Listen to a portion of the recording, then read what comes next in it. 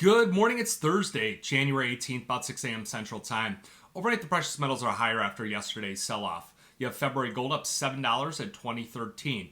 April gold up $7 at 2033. We're going to want to watch the rollover as it should occur in about the next week here. So if you do get that draft up, you're a little bit underwater on positions, consider lightening up and then trying rolling into the April contract. You have March silver 22.70 up 3 cents, broke down below that 23 level yesterday, and then also kind of retested that previous low we saw last week.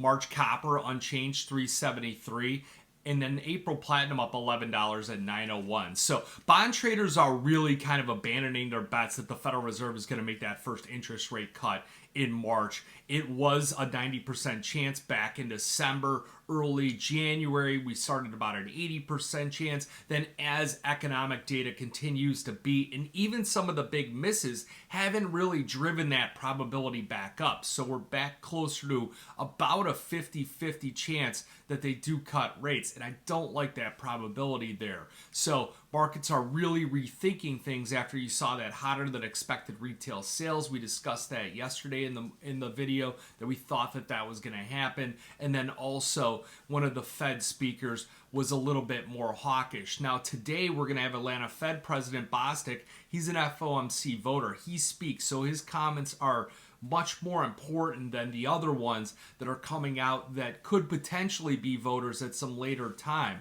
He, on January 8th, he said inflation must be firmly and surely getting back to 2% before we cut. It would be bad.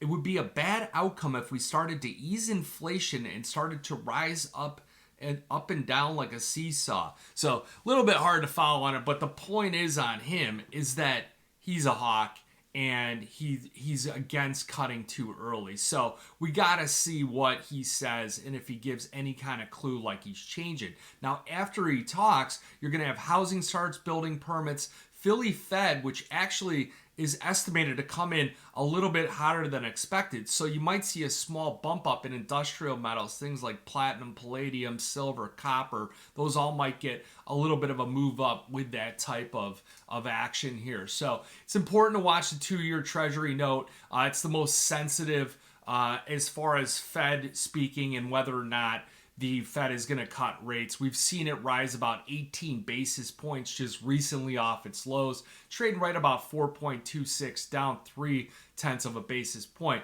And I really think that little bit of a sell-off we saw in it and this kind of bump up you're seeing in gold is really that Middle East tensions. They're kind of ratcheting up another level. The U.S. launched another series of airstrikes against Yemen's Houthi rebels overnight. They shot about 14 missiles, so it's still continuing at the same pace. But hours later, this is where things get a little bit interesting. Pakistan and Iran, those guys are lobbing missiles at each other, and they're lobbing missiles at each other inside of each other's borders, targeting different rebel groups, pointing the finger at this and that. Pakistan's prime minister, whatever they have over there, he's cutting his trip short to Davos to get back. So it must have some series of, potential to escalate. We saw Brent crude go back over 78, and there's really a lot of questions about the supply chains could be coming back off again. So I think you got a little bit of this geopolitical bid going on at the moment here.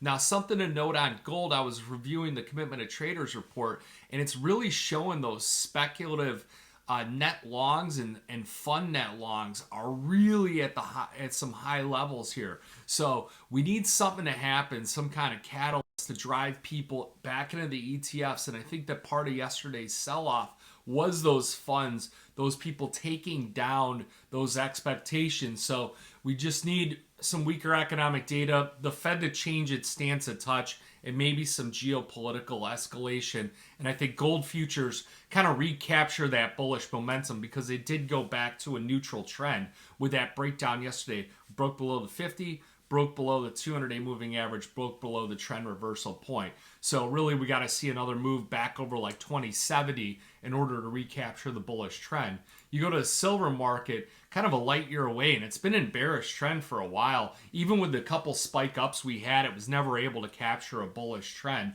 So You need to see that above 24.39 to get the bullish trend going. And you got a whole number of resistance points. The 50-day moving average, 23.80. The 200-day moving average, like 24.39. So just a lot to happen in order to get those markets going. You got any questions? Give me a call. Futures options trading. We trade the crypto currency, also the futures contracts. A lot of action going on in the grains. A lot of action going on in other markets too as well. So you don't just have to be concentrated in precious metals. You can look at other things out there. I think there's a good opportunity to play the downside on the U.S. equities if they are going to correct. So, you got any questions, give me a call, 312-858-7303. Remember, futures option trading does involve risk of loss. May not be suitable to all investors. Good luck, good trading.